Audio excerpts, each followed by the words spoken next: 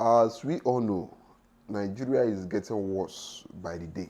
Every day, this country is going deeper in different problems, in hardship, in poverty, in insecurity, in all manner of corruption. This country, Nigeria, keeps diving deeper into these things every single 24 hours. And it's very, very bad that a country that's God blessed with so much resources. Nigeria has enormous oil. Nigeria has enormous human resources. Nigeria has enormous resources apart from crude oil. We are basically blessed. Nigeria has massive arable land. Nigeria has the human capacity to produce food and to feed Africa without any other country helping us. Nigeria can feed Africa comfortably. But yet, due to corruption, bad leadership, and all sorts of criminalities happening in our government, this country keeps diving deeper into the abyss of destruction. That's how I put it. As we all know, in Nigeria today, in fact, the set of people that it's as if they're the ones suffering most in this country are civil servants. I'm talking about the teachers. I'm talking about those working in offices, government offices. I'm talking about those who simply are civil servants. These people in Nigeria, they are owed gratuity. In Nigeria, they are owed pension. In this same Nigeria, they are owed salaries. You know, it makes no sense that somebody will dedicate his life or her life to working for the government, only for that government to frustrate him or her, only for that government to make him or her eat from mouth to hand. Like, it makes no sense that this individual will be working for the government and still be suffering. Back in the older days, I'm talking about in the 1970s, I knew one of my uncles was a teacher, an honorary government secondary school teacher. But this guy, as a teacher, he was able to train his children in school, from primary school to university level, as a teacher, teaching in secondary school in the 1970s and 1980s. He was able to do this. In this same Nigeria, how many secondary school teachers in this same Nigeria can afford to even feed comfortably? Talk more of sending their kids to school. This is the states in which Nigeria have delved itself into. This is the state which we are in today. A situation whereby those working for the government can't even feed themselves. Go to all the secretariats, go around Nigeria. All the secretariats, all these government secretariats, go around them and look at the civil servants and check with your own eyes and see if these people are feeding well. Check if these people are doing well for themselves. Most of them feed from hand to mouth. Most of these civil servants are being paid about 4,000 naira every month, because minimum wage is around 30,000. Some are being paid 30, some are being paid 40. In this Nigeria, can you even buy one bag of rice with 40,000 naira? You know, I was so surprised some days ago when I heard that the Nigerian Labour Congress wants to propose a new bill for the increment of minimum wage in Nigeria from 30,000 naira to 80,000 naira. Because civil servants in Nigeria are suffering. And it's very pathetic to see. Extremely pathetic. Because these are people who, if you go back 30 years in the past, if you go back 40 years in the past, these are people. Civil servants were one of the most comfortable people in Nigeria. In fact, back in those days, everybody wanted to be a civil servant. Ask your parents. Every single body wanted to be a civil servant because of the huge benefits that came with it. Unlike today, whereby civil servants they are basically suffering. This is the state that Nigeria has turned civil servants into. Civil servants should be amongst the most celebrated people in Nigeria. Yes, because I've seen cases whereby in this Nigeria where people spent 40 years of their lives serving a government as a civil servant, not as a politician or as a government official, as a civil servant, only for them to retire. And the government doesn't pay them gratuity. Okay, forget about the gratuity. And the government doesn't still pay them pension. Like, it basically makes no sense. That means you are basically telling that person that your service was a waste. Because if somebody doesn't appreciate you for the service you rendered to him or her, that basically sees you as useless, as a nobody. This is how the Nigerian state governments, because it's very, very worse and worst at the state levels. State governments don't even pay pension, talk more of gratuity. State governments don't even pay salaries. There are some states in Nigeria where workers are being owed 4 months, 5 months. Some states cut their civil servant salary by half. And these are people who are killing themselves each month, each year, each decade for the government. A civil servant in Nigeria can't, most of them, not all of them, because there are some civil servants who are making good money, those ones who are at the highest of levels. But most of the civil servants in Nigeria can't even afford a bag of rice. Talk more of affording to raise their children solely on their salaries, unlike how it was many years ago. Talk more of building a house. How many civil servants, you that is watching this video, because I'm sure we all are Nigerians. How many civil servants have you seen erect buildings in the past 10 years? Okay, in the past 5 years. How many? I can assure you none, unless that person has other businesses he or she is doing by the side. But a person who is solely a civil servant, trust me, that person is even struggling to live an average life. Talk more of building houses and other things which a normal person will consider secondary. Civil servants in Nigeria are struggling to pay their children's school fees. Civil servants in Nigeria are struggling to feed. Civil servants in Nigeria basically have been reduced to a state of nothingness. Civil servants in Nigeria have been made a jest by the Nigerian government, especially at the state level. You know, see, I always tell people, the problem of Nigeria mostly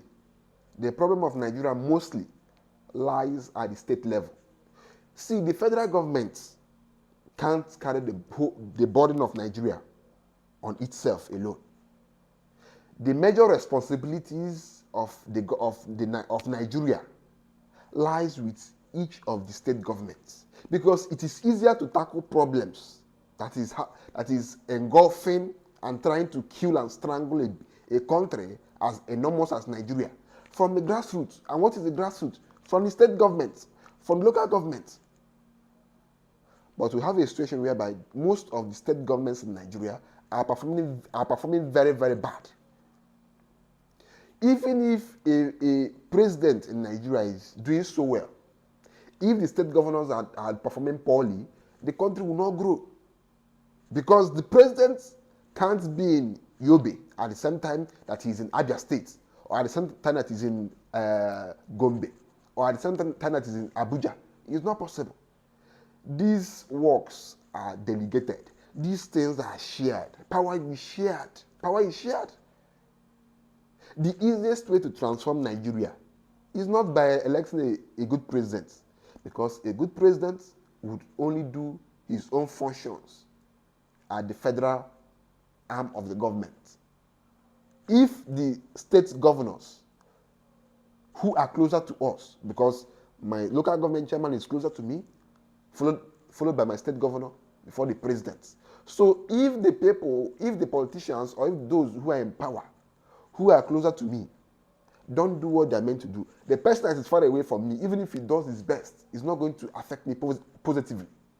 Because the ones which will affect me more are those people in power who are closer to me. So the easiest way to transform Nigeria is not about electing a good president, which is also a necessity, a very, very, very large necessity. But at the same time, the more important one are those who are closer to you, are those who are closer to the electorates, are those who are closer to the voters, are those who are closer to the people. And who are those people who are closer to the people? The governors, the local government chairmen. But now, another big problem also hindering the growth of Nigeria as a nation is the ineffectiveness and inefficiency of this local government arm of the government. You know, see, I come from, I have a lot of proximity with government, with government. I have a lot of knowledge about how government works based on my own closeness to them. If you want to transform a state, forget about Nigeria, I'm talking about a state. For example, you go to Abia State. Abia State has 17 local governments. Do you know if you want to transform Abia State, it's not from Umuahia, which is the state capital. No. It's from each of the local governments. Every year, the governor will see the major problem with Nigeria is that the local governments are being used as avenues to steal money by the state governors. When the federal governments give out money to the state governments, which are meant for the local governments, do you know what the state government does? Should I tell you guys? The state government, what they do is they will call the local government chairman. The chairman will come and they will ask the chairman, how much is for the salaries of your workers this month? Probably the federal government gave that local government, that particular local government, 100 million naira for that month as allocation. But the state governments, because they use it, it's now a culture in Nigeria whereby state governments steal or take money or divert money meant for the local governments.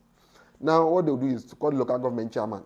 And you know, these days, local government chairmen are not elected. They are appointed by the governors. Hope you guys know, in most states in Nigeria, local government chairmen are not elected. They are appointed by the governors. And this is like the major thing hindering the growth of local governments in Nigeria, of the local government system in Nigeria.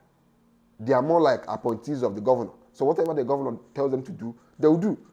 So what these state governments do, they will call the local government chairman and ask him how much is for the salaries of your workers this month. He will say 10, 15 million or 20 million. They will give it to him. Mind you, the allocation, the monthly allocation for that local government is 100 million. Now the local government chairman, they will give him 5 million for his own, like for him to go with, because of course, you know now, you have to share the money, so everybody will keep quiet. They will give him his own. So out of that 100 million, only 25 million naira has been spent.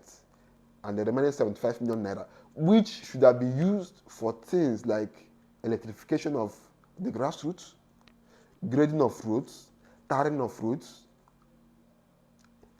empowerment programs, agricultural initiatives, small and medium scale enterprises boosting, all those things which should have been done better by local governments. The monies are siphoned by the state governments. Imagine a situation whereby a local government receives 100 million and only 25 million naira goes to them, and the remaining 75 million naira goes to somebody's pockets. And the local governments can't talk because the chairman of the local governments were appointed, not elected. So they don't have a mandate to protect. They basically have no mandate to protect because they are basically like commissioners in that state.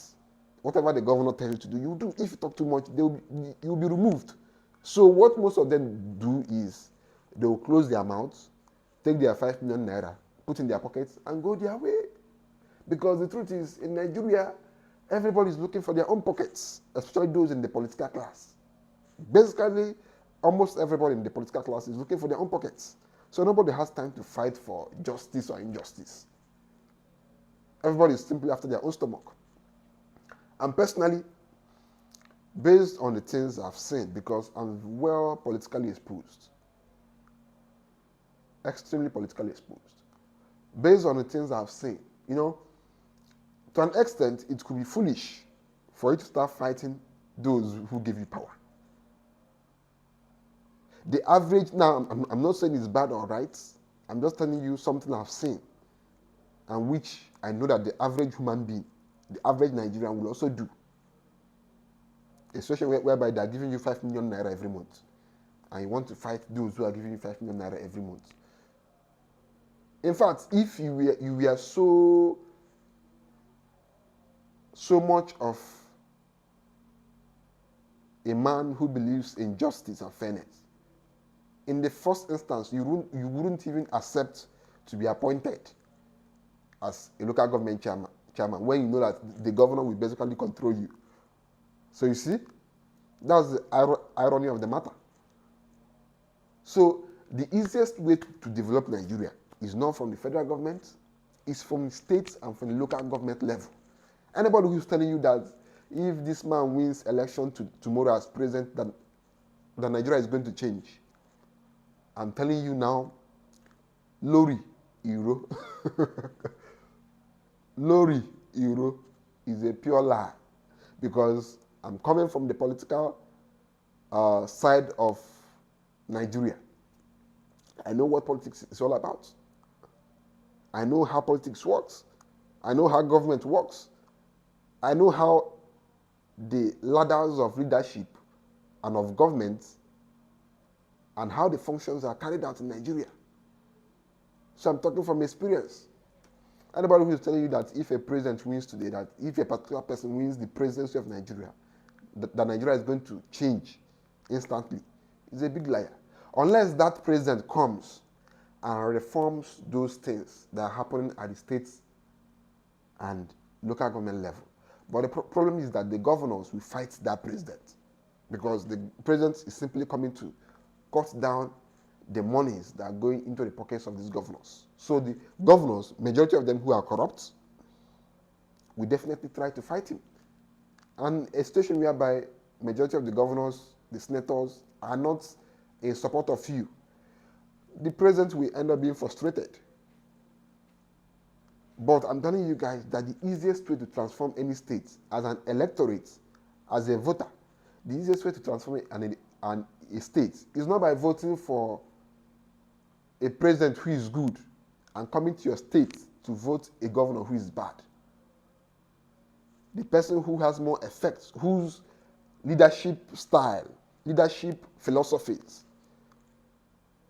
leadership pattern has more effect on you is the governor who is closer to you, and not the president who is far away from you. So we have to take note of all these things and put them into cognizance while voting. Because the fate of Nigeria, the time limit which we have before things so much degenerate into a state of lack of hope, because as of now Nigeria still has little hope, but the time limit we have until everything is destroyed is very little. So we have to help ourselves, because the truth is, if Nigerians do not vote good governors, whosoever we vote as president is basically useless. Imagine a situation whereby your president is trying to improve things at the federal level, and your own governor at your state is trying to destroy things. Which person's action is going to have more effect on you?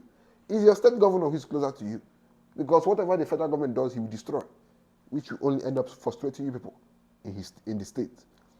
So let the hype, let noise, let the whole political climate in Nigeria not be all about president. Also look and heavily scrutinize the person you are planning or plan to vote as your state governor.